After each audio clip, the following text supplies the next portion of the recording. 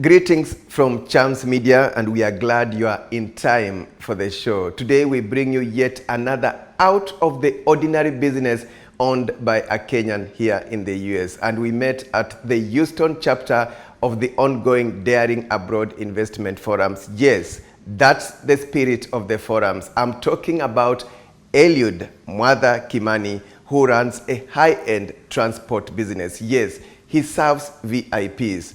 Also on the show, we'll tell you about the largest Kenyan church in Seattle, Washington, D.C. And here are highlights of what to expect. Today on Daring Abroad. We specialize on VVIPs. Meet Texas-based Eliud Mwatha Kimani, the Kenyan entrepreneur with his very own luxury car business by the name Liberty Travel Group.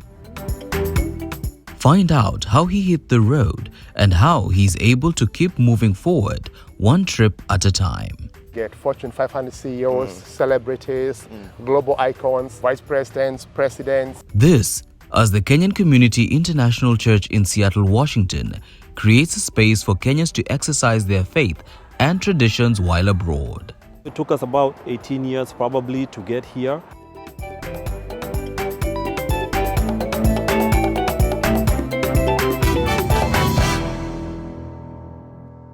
Great. We begin with the story of Mwatha Mwa, as he is commonly known in Texas business circles. He is the founder and CEO of Liberty Travel Group, an executive travel solutions provider. Let's go.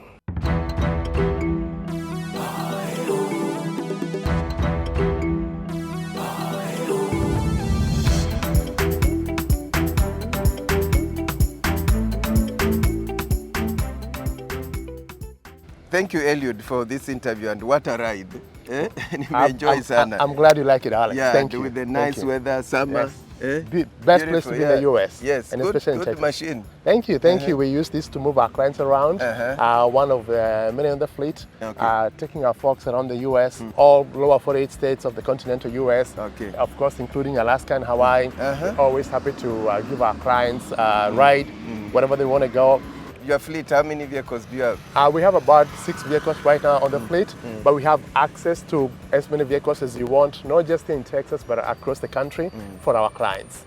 Yes. And who are your clients? My clients happen to be the VVIPs of this world. We get Fortune 500 CEOs, celebrities, global icons, vice presidents, presidents, first ladies, and top government delegations from across the world coming to the US for several reasons. They come as tourists, they come on government official business, they come on benchmarking trips, and we just happen to take care of all of them when they're out here. So Eliud, give us a typical scenario. For example, a government delegation, a county government delegation, a parastatal. What would be their package, for example? Absolutely, Alex. So what I do is with my clients, say like government delegations that are coming for a benchmarking trip that probably don't have the connections in the US, I'm able to organize for them the trip depending on what brings them. I can arrange for them to come to, say like the state state capital of Texas or any other state they want. I can arrange for them to meet with their counterparts. So what I do, Alex, again, is end-to-end travel solution provider. So I'm able to end travel solution provider. Absolutely. I will get them from their air ticket. When they land to the US, I will be able to organize for them their ground transportation in one of our fine machines out here. And then I will do also accommodation. I organize all their meals end to end. They do not need me the day they get to the airport from the country they're coming from. So how about a family? Families coming for holiday? Absolutely. Families coming for holidays, when they reach out to me, they tell me what they're trying to achieve. If they have an idea of what they want to do, some of them will call you and tell you, we really want to do, Vegas or Miami Beach or whatever it is.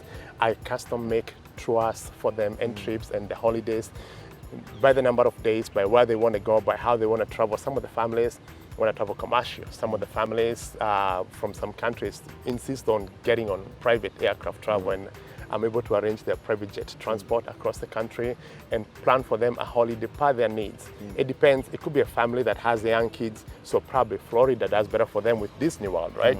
It could be a family that has they're all older folks, or maybe a bunch of couples or guys who just want to go have some good time in Vegas and and California and all that stuff.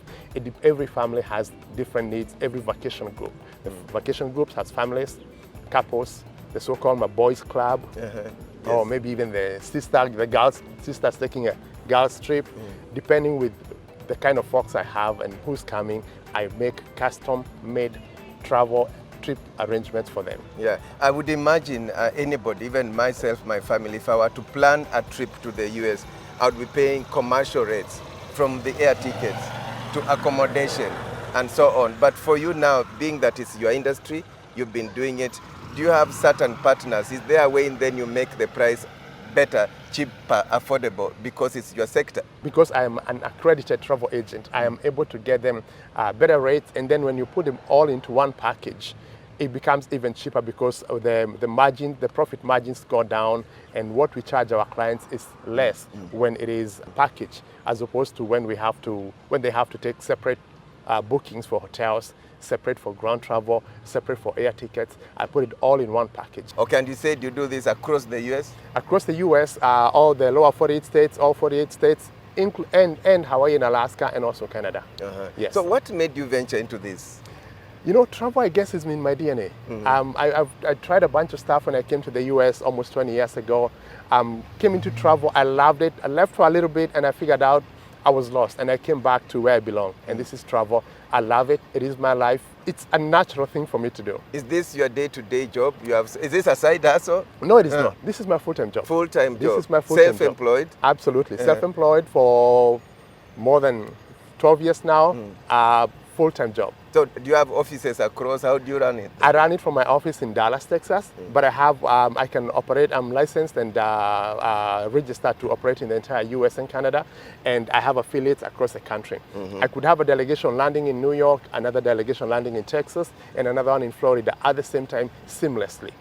Yes. Oh, great. And how many employees, how many people are supporting through this business? Direct employment is 6 people who are working full-time, but we have, I would say, at least 30 affiliates across the country who have their employees and families and all that they take care of through what I'm doing here.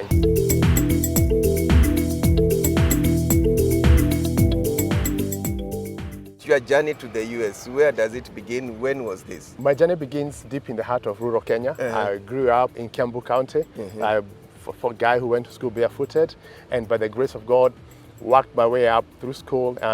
Went to college in Nairobi, of course, and then I got a job for a stint in the media in Kenya, and then I left and came to the US end of 2006. That's nearly 20 years ago. You worked in the media sector? I worked in the media house, yes. What profession exactly? I'm trained in college in marketing and PR management, and yes, I did marketing for a local media house. Yes. Then you got a chance to come to the US? I got a chance to come to the US. I took the leap, quit my job, and came and started my way from the bottom to where I am today. So what did you do exactly when you landed? What brought you? I came as a visitor, and by the grace of God, again, I was able to change my status to a US permanent resident and eventually to a US citizen.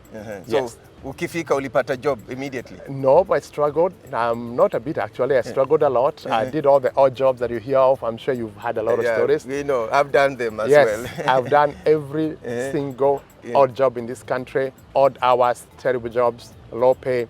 All bottom line is I was working my way up, and with every job, with every new adventure, I felt like I'm daring to keep going up, and I did. You dared. Yes. So what was the turning point until now you ventured into the hospitality sector? What happened, or how did you transform yourself? The turning point was in 2009 when I quit my job, December 23rd, 2009. Just in time for Christmas, I was jobless. But I knew I would venture into my own dreams, and I did. But did you have savings? Did you get a loan? Because this is quite big. I did not have a loan. I did not have any savings. I had my last check that was barely $200, but I took the leap and moved forward. And I mean, anyone would be interested, because to do business, you either need money or some resources. For example, I always share that I began with a laptop. It's a resource. Networks are resources. Yes. The idea. Yes. So not necessarily the money, but for you, what was the key? I took the leap from the odd jobs and moved into the travel industry, which I loved, and became a taxi driver for someone else. And that's where I started up. And I kept going. At some point, I quit that job and I got my own taxi. I worked as a taxi driver. A lot of people knew me for that for a long time. shut down the taxi business, started my own limousine company in 2012. And I've done that for a long time, and then I eventually changed that limousine company from just a limousine company to a full travel group. Wow. Do you go for any training? Because from marketing, then you're in tours and travel. I did a lot of training, especially to be an accredited travel agent here in the US. They don't play because you're going to be getting folks' credit cards and stuff. You go through a lot of training and vetting by the US federal government to make sure you are legit and you are being professional, and they keep an eye on us. I did a lot of training, and it has borne fruits. Every so often I pinch myself and I'm like, I cannot believe this is me. Alex, I've had folks in the back of my car and I'm like, this is the who's who of this world. And I'm talking with them one-on-one, a chance millions of people around the world would wish for. When you say who is who, give us presidents, prime ministers, ministers. I've met presidents, prime ministers, first ladies, vice presidents. I've met global icons, huge celebrities in Hollywood and around the world. Soccer folks, I know soccer is big in Kenya. I've met a lot of them when they holidaying in Texas. They love my service. They love my, I respect them. I keep a lot of privacy for them. I never disclose my clients. Okay, that's another point by the way. What are some of the do's and don'ts, carrying VIPs and what, you have to be careful not to brag around, disclose their, Tell us more. I would never disclose, even to my closest family, who I have. I would never shout it on social media. So what are some of the likely pitfalls you can run into in this sector? Because it can't all be rosy. Absolutely, it is not. Yeah. And trust me, be open. Alex, What are they? The biggest challenge I have is when I get clients from non-English speaking countries, especially South America, Brazil, Chile, Argentina, and the rest. Oh, that's a big challenge. You use body language. You're trying to use body language and you're trying to provide a great service, right? And you don't understand the language. And they only say a whole sentence and you hear only one word. And you're trying to use Google Translate on your phone and it's not exactly working. Another potential pitfall? A potential pitfall would be clients who overdemand. They think they can just ask for anything. Because they've paid. Because they've paid you to take care of them. Now they want you to tell them why they can get something that is illegal. I can't do that, What are some of the key regulations that you must abide with? Every city and state has strict regulations that I adhere to, and of course... So you must understand various regulations per state. I understand. That's also tricky. I understand all of them, and I abide by all of them. Do you have partners you work with from Kenya or in Kenya? I do not have exact partners. I have individuals who reach out to me, and that is a base I'm actually trying to expound, get perhaps an office in Kenya. Kenya is going to be really my first country because it's close to me, to my heart, it's my home. But yes, I intend to have an office pretty soon in Kenya. As we work on getting an office in Nairobi, we can work with partners. Alex, I know you have a sister company, sister to Chams Media. Chams Adventures. Yes, I know about it. So yeah, we can do business together, Send your folks to Tembea USA as they adventure Kenya. They can also adventure USA, and I will be very happy to receive them here and take really good care of them. So what's your vision? Where do you see yourself in the next 10 years? My vision is that in the next 10 years, I'll probably be 20 times bigger than I am. This will be not just a national company, but will be a worldwide known travel company.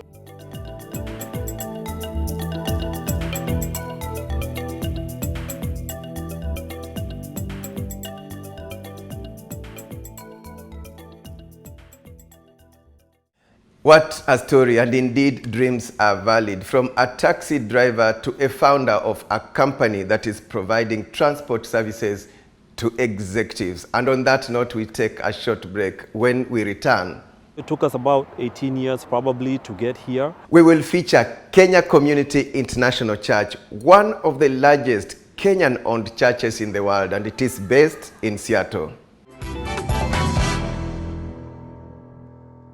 Welcome back to the show. Now, in part one of this show, we featured Eliud Mwatha, who is running a transport company that is serving VIPs, the high-end market. Now, in part two of this show, we will be telling you about one of the largest Kenyan-owned churches in the world, and it is based in Seattle, Washington State. But first, here are some investment tips by Centum Real Estate.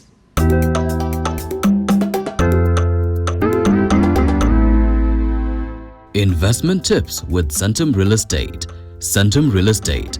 Real estate with real experience. For record purposes, kindly tell us who you are and what you do. My name is Daisy Mago. I work for Safaricom Sacco.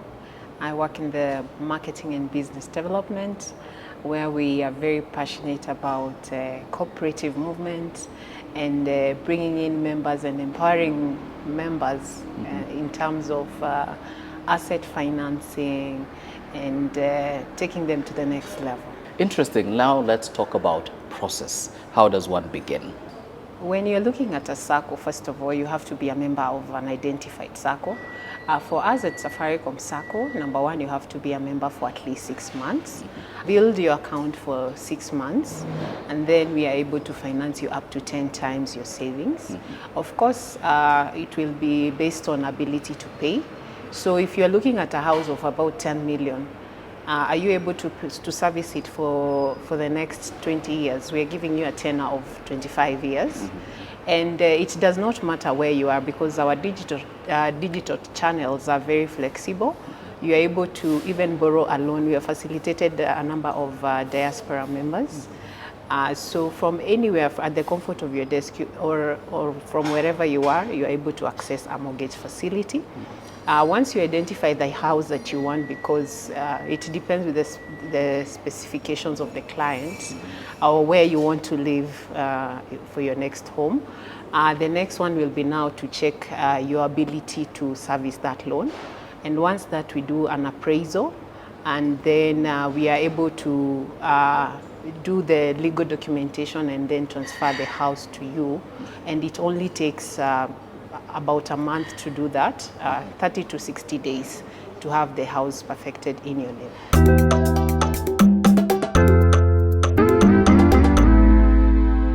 Investment tips with Centum Real Estate. Centum Real Estate. Real estate with real experience. Vital investment tips there. We now cross over to Seattle, Washington State, and here is the story of Kenya Community International Church, one of the largest Kenyan-owned churches in the world.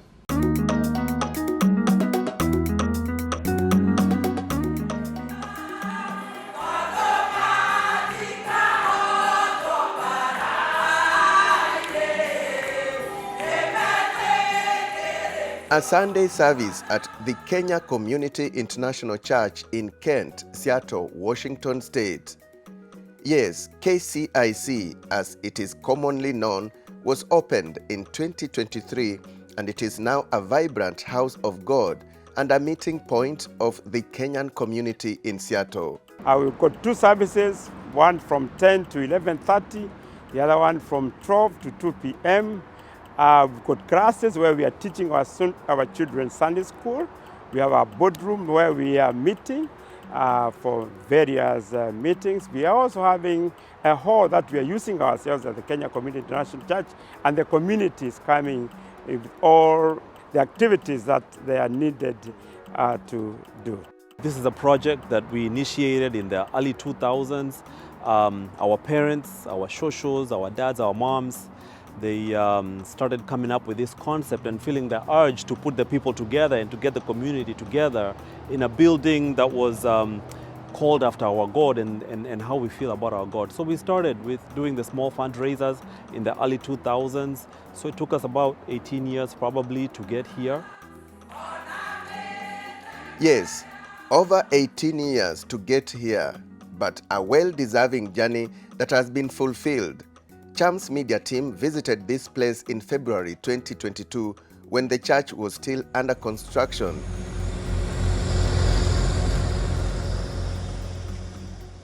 And we are glad to have joined the congregation in a Sunday service as they give praise to the Lord for this achievement.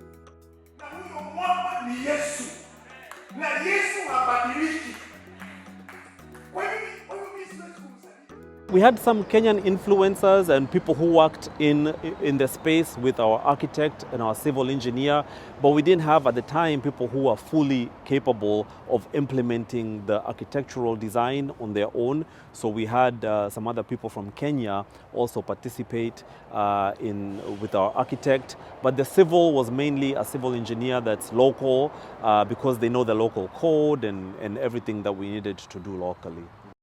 The building is about 19,000 square foot, and there are plans to construct more facilities here.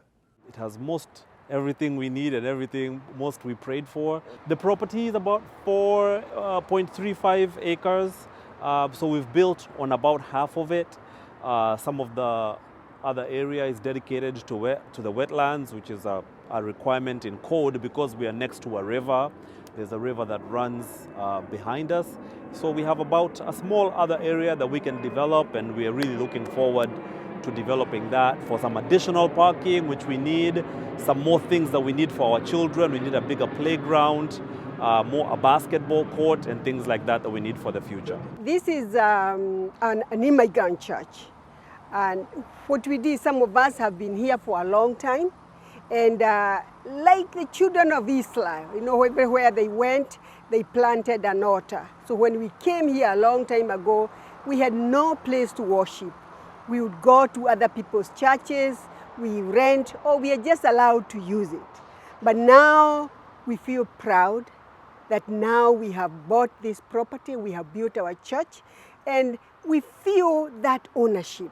As immigrants, we feel we own something, and it's a place we can meet, worship our God, and feel good about it. It has been wonderful. Our children are here. Most of them are born here. So we have program for our children, we have program for women, we have program for our men, and the community at large. I am the leader of the praise and worship, and I also mentor the youth. And with the youth going on with the pandemic and of the opioids and the struggles that they go through, we are able to bring them together and speak about the things that they're going through, whether in diaspora or even in Kenya, wherever they are, they have issues going on. And we welcome, it doesn't matter where you're from, we have lost a lot of people, a lot of the young people, due to not them speaking and the mental health that they go through. This is a wonderful facility that the Lord has given us as Kenyan community, because one of the challenges here is a place to meet. And the halls here, they are rented maybe with an allowance of 1 year. So this one has attracted so many applicants and so many applicants over every weekend we are having an activity. People are using the place. It's strategic, it's near both highways, and it's accessible to all of us, and so we are thankful.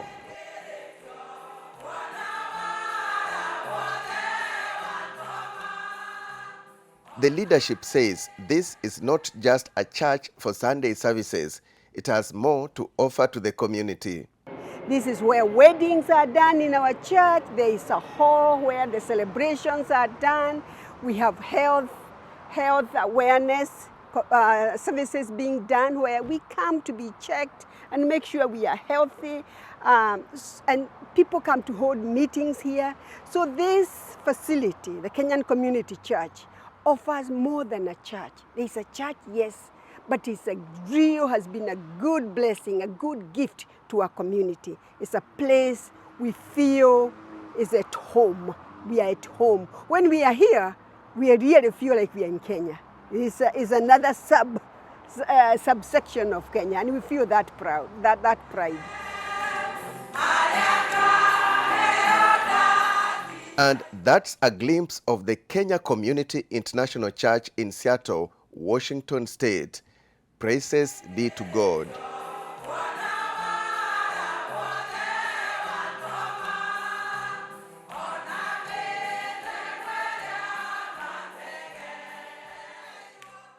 Praises be to the Lord, and congratulations to the Kenyan community in Seattle for putting up that impressive house of God. And before we wind up the show, here are some investment opportunities from our partner, Centum Real Estate. Yes, you can now own a property at Palm Ridge at Vipingo Development from as low as 22,000 Kenya shillings per month. And for those interested, kindly contact Centum Real for more information.